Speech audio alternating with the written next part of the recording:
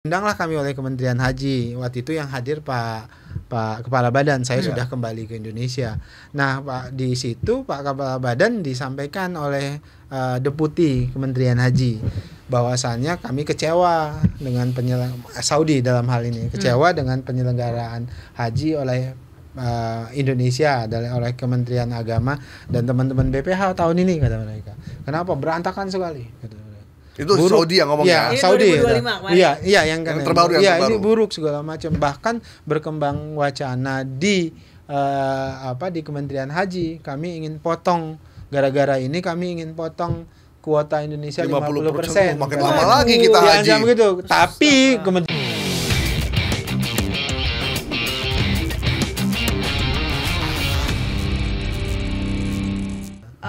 Bang Daniel, kami tuh sempat podcast sama Sekjen Ampuri juga ya.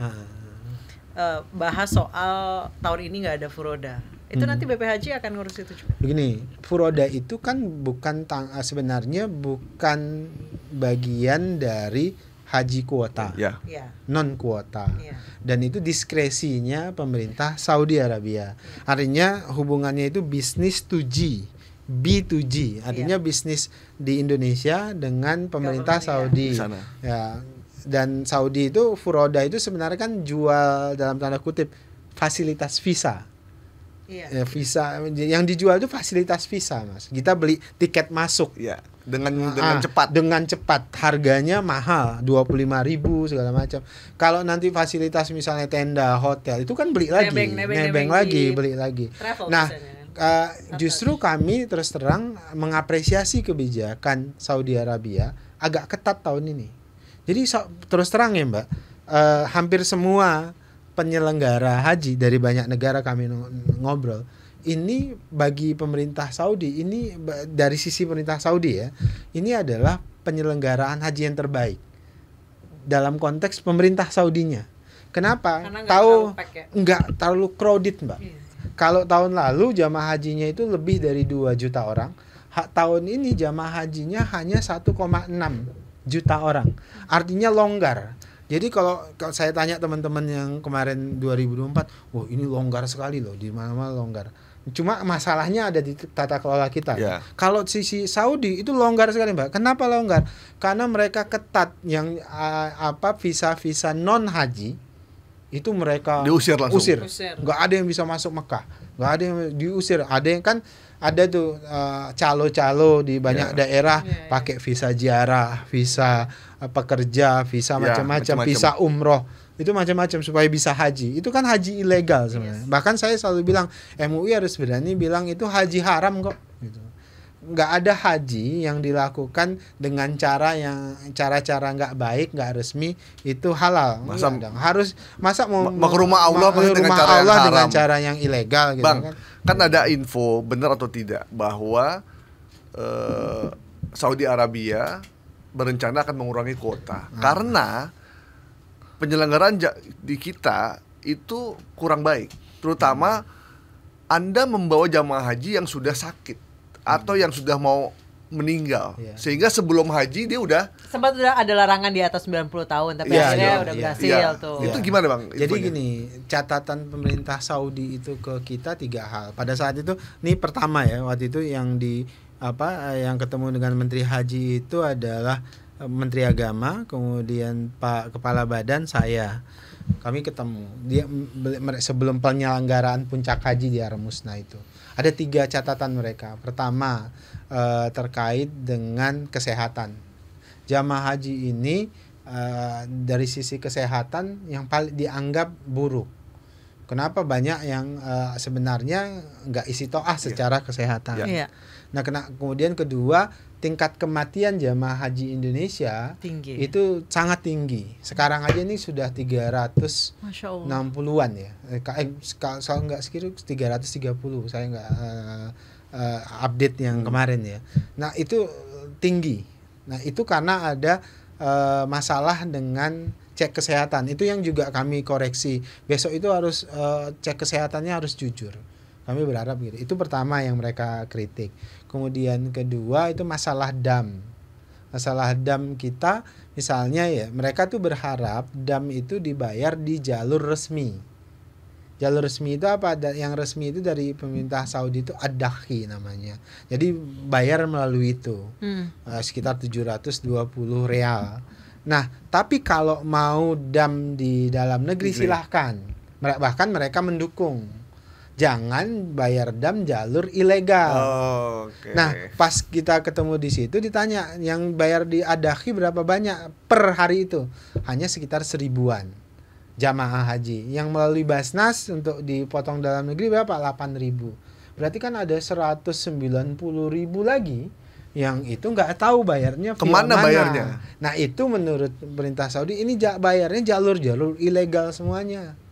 Di RPH di Saudi yang tidak mereka legalkan, tidak mereka rekom. Kenapa bisa ada penipuan, tidak transparan dan macam-macam. Atau ada itu orang yang jadi makelar. Iya, ada yang makelar. Ini bayar sama saya aja, nanti saya langsung ke RPH. Padahal dari daerah, dari ini, itu banyak. Iya, banyak itu. Anda bayangkan loh di tanah haram praktek begitu ya. Ngeri kali. Aduh. Dan itulah kemudian kenapa tiba-tiba pas pertemuan penutupan musim haji kami diundang. Kenapa? Karena Kementerian Haji tahu tahun depan itu 2026 1447 penyelenggara haji itu adalah Badan Haji BPH. Nah, diundanglah kami oleh Kementerian Haji. Waktu itu yang hadir Pak Kepala Badan. Saya sudah kembali ke Indonesia. Nah, di situ Pak Kepala Badan disampaikan oleh Deputi Kementerian Haji bahwasannya kami kecewa dengan Saudi dalam hal ini kecewa dengan penyelenggaraan haji oleh Indonesia oleh Kementerian Agama dan teman-teman BPH tahun ini, kata mereka. Kenapa berantakan sekali? Itu buruk. Saudi yang ngomongnya. Ya, Saudi. Iya, yang terbaru. Ini buruk segala macam. Bahkan berkembang wacana di Kementerian Haji, kami ingin potong gara-gara ini kami ingin potong kuota Indonesia 50%. Makin lama lagi kita haji. Gitu. Tapi kemudian dia ada tapinya. Tapi karena kami menghargai Presiden Prabowo, kan Presiden Prabowo sudah melakukan perubahan mendasar pengelolaan haji dengan hadirnya BPH. Kami senang, kami apresiasi karena kami sejak dulu menunggu ada kementerian atau badan khusus yang hanya ngurusin haji karena haji Indonesia itu kompleks. Nah, makanya nggak jadi tuh ada wacana 50%. Nah, itu disampaikan Pak Kaban ke media kan rame kan soalnya 50%. Ketika saya tiba di Indonesia, saya klarifikasi itu adalah bentuk warning dari pemerintah Saudi. Besok harus yang benar. Kalau begini kalian BP Haji harus benar besok. Kira-kira warning gitu. Lebih ke, bahkan mereka menyampaikan kami siap mendampingi sejak awal BP Haji ini. Jadi kenapa kami undang hari ini? Kita bareng-bareng yuk. Makanya bulan Juli nanti Kementerian Haji akan ke Indonesia untuk bicara lebih spesifik. Kemarin kami juga diundang ketemu dengan Dubes Saudi di Indonesia. Beliau juga menyampaikan hal yang sama. Beliau anggap ini buruk loh penyelenggaraan segala macam. Ya, tapi kan kami nggak akan ngomong secara publik, buruk. Mohon diperbaiki. Kemudian diplomasi Indonesia, yaitu baik itu oleh Kementerian Agama yang kemarin, ini jangan nanti BP Haji mohon diplomasinya harus jujur, harus terbuka segala macam. Emang ada yang ditutupin apa Bang selama ini Bang? Itu yang mereka nggak inginkan. Emang selama ini ditutup apa Bang? Mbak lah yang lihat. Jadi nggak usah kata ada bluffing yang berlebihan. Itu yang beliau harapkan.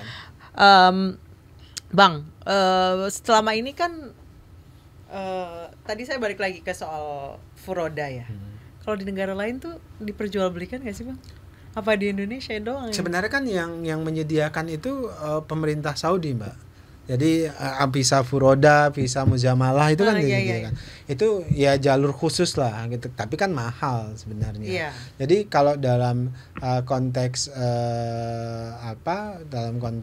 pemerintah Saudi, ya mereka mungkin ingin memberikan ruang space kosong. Karena kan misalnya ya kapasitas maksimal 2 jutaan misalnya. Ya sudah masih kurang ya dikeluarkan visa furoda. Sedangkan kemarin itu mereka ingin melakukan penertiban. Akhirnya nggak ada visa furoda. Makanya ketika saya ditanyain teman-teman wartawan, nih Bang, besok BP Haji bisa melakukan apa terhadap visa furoda? Yang kami akan lakukan adalah bukan terhadap visa furodanya, itu ada diskresinya pemerintah Saudi. Yang akan kami lakukan adalah perlindungan terhadap jamaahnya. Ya, maksudnya gimana caranya? Karena suka ditolak sana sini juga ya Bang. Jadi perlindungan terhadap jamaahnya itu pertama. Kemudian kedua, kalau jamaah itu sudah bayar dengan travel untuk dapat visa furoda, tapi kemudian nggak dapat, maka si travel atau PIHK wajib mengembalikan full. Perlu ada kompensasi. Iya. Nah, pada bagian itu yang bisa kami lakukan. Kalau bagian misalnya harus kita memperjuangkan visa furoda segala macam. Visa furoda ini kan mohon maaf ya dalam tanda kutip untuk yang berduit-duit. Yang fokus kami di BP Haji adalah melakukan perlindungan terhadap yang berduit kita lindungi haknya untuk dapat pelayanan sesuai dengan apa yang mereka bayar. Tapi prioritas kita adalah mereka yang ngantri dan berpuluh-puluhan tahun dan haji reguler ini yang karena ada yang udah di Bandara Soekarno-Hatta tuh di hotelnya udah ada yang di Singapura Mas. Saya tahu sampai dan itu lagi ada kartelnya yang janjiin, ada yang dapat nih aman gitu. Ada kita nginep dulu aja di bandara. Ada yang nginep di Malaysia, ada yang nginep di Singapura, banyak yang ngadu ke saya. Travel ya Bang ya. Karena travelnya boncos. Ada oknum baik itu saya nggak sebut apa yang janjiin akan kami ini bisa dapat kami. Jadi akhirnya sudah nginep di Singapura, nginep di Malaysia. Bang, katanya untuk tahun ini Indonesia tuh termasuk yang nggak kena potong kuota ya. Bangladesh, India tuh semua kena potong Pakistan. Kita kuotanya tetap 221.000. Sebenarnya modal sosialnya udah ada ya. Masyarakat percaya, masyarakatnya ikhlas, sabar. Pemerintah Saudinya juga sangat dekat dan percaya. Jadi modalnya itu sebenarnya udah modal sosialnya cukup. Tinggal berhentilah melihat ini sebagai peluang. Cari rente. Itu aja Mas. Jadi Mas Goib. Jadi itu yang saya bilang. Yang paling penting dalam pengolahan haji ini adalah integritas, bersihin hatinya, kemudian apa? Saya bilang ya syukurnya itu kan saya dan Gus Irfan nih sama-sama bukan dari nggak punya vested interest. Kita bukan dari circle perhajian. Saya kan nggak pernah ngurusin haji, Mbak. Jadi satu-satu yang saya lakukan terakhir haji itu kan naik haji dan umroh gitu. Tapi gimana bisnis perhajian itu kemudian vested interestnya kayak apa, apakah pernah terkait dengan itu, sama sekali enggak. Gus Irfan pun demikian. Jadi kami berdua itu selalu bilang nggak ada, pokoknya kita pengen beres. Saya takut ngelihat apa ini. Oke, Bang. Sudah diantisipasi belum? Ini kan undang-undangnya lagi direvisi. Ya. Intervensi dari di satu sisi kartelnya kan udah established. Iya, Mas. Mungkin nggak kartel ini mungkin tidak mempengaruhi Abang. Iya, tapi ada. Mempengaruhi teman-teman gitu. Kan biasa kan ada istilah titip pasar segala macam. Ada, memang ada, dan saya harus terus terang bilang gitu. Pasti ada praktek-praktek seperti itu, ada yang upaya-upaya seperti itu. Dia diam aja. Nggak mungkin diam. Itu ya makanya saya bilang tadi, ketika presiden bilang udah babat, kan dalam hati nggak saya bilang langsung Pak bisa saya yang dibabat, dalam hati saya bilang ini gua yang dibabat itu. Kenapa? Karena ya ini lawan Daud lawan Goliat gitu loh. Goliatnya ini uangnya banyak, jaringannya luas segala macam, sedangkan Daud ini gitu. Bang Daniel sama Pak Prabowo udah deket nama jadi jubir istana aja. Kenapa sih Bang? Saya juga saya kira pertanyaan yang harus dijawab bukan oleh saya. Saya ini prajurit, Mbak. Kami sebagai wartawan nih yang kita sudah kenal lama ya Bang Daniel ya. Dari Bang Daniel dosen. Ini kok temanya kemana-mana? Kita kan masalah haji. Kenapa ke situ? Ya nggak apa-apa sekalian Bang mau di sini. Kita ngobrol. Artikulasi bagus, background oke, pengetahuan penguasaan rekening Mas Gaib ya. Nomor 1. Ya apalah, umroh itu 35. Terus dekat sama presiden.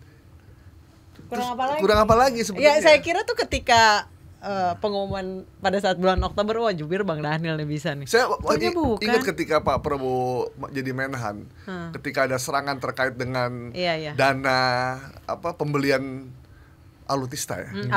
Alutsista. Siapa yang maju untuk ngomong ke beliau?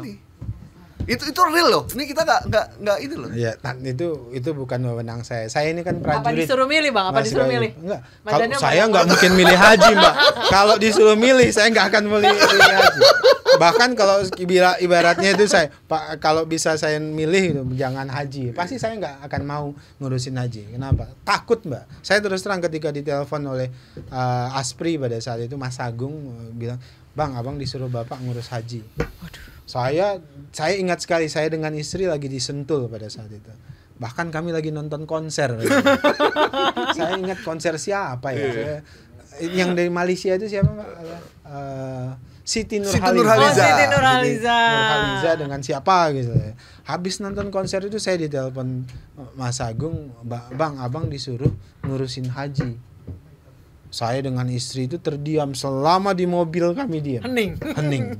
Saya bilang ke saya takut ya. Saya takut.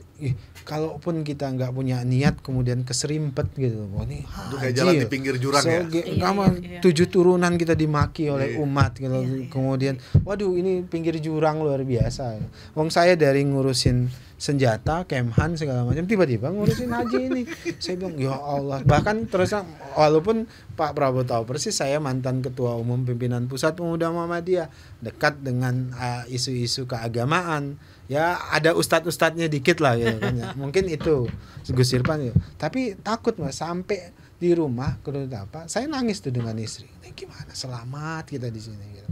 Jadi saya kalau kalau kepleset dikit antara kepleset kejatuh atau keplesetnya jadi kaya banget bisa, Bang? Enggak real itu. Jadi sampai kan akhirnya ya udah sampai ke dalam hati kalaupun sekarang misalnya disuruh Pak Prabowo, udah kamu nggak usah ngurus haji, senang saya itu, Mbak. Tapi karena saya sudah harus ngurus haji, ya total karakter tradisi saya kalau sudah masuk di satu institusi ya harus total di situ, harus tuntas kira-kira. Bicara soal haji di Indonesia tuh kan sensitif sekali ya. Itu tuh kayak mimpinya orang Indonesia, orang Muslim. Mimpi orang Muslim Indonesia tuh kayak bahkan tukang bubur aja naik haji. Emak naik haji. Semuanya kan simbol-simbol itu. Iya gitu. Kayak naik haji itu kayak simbol top notch-nya agama gitu. Iya, betul. Ketika lu udah naik haji, lu agama lu sempurna paripurna. Gitu. Dan itu juga kan simbol status sosial di Indonesia itu kan jadi status sosial. Walaupun kalau di zaman kemerdekaan kita haji itu adalah simbol perjuangan.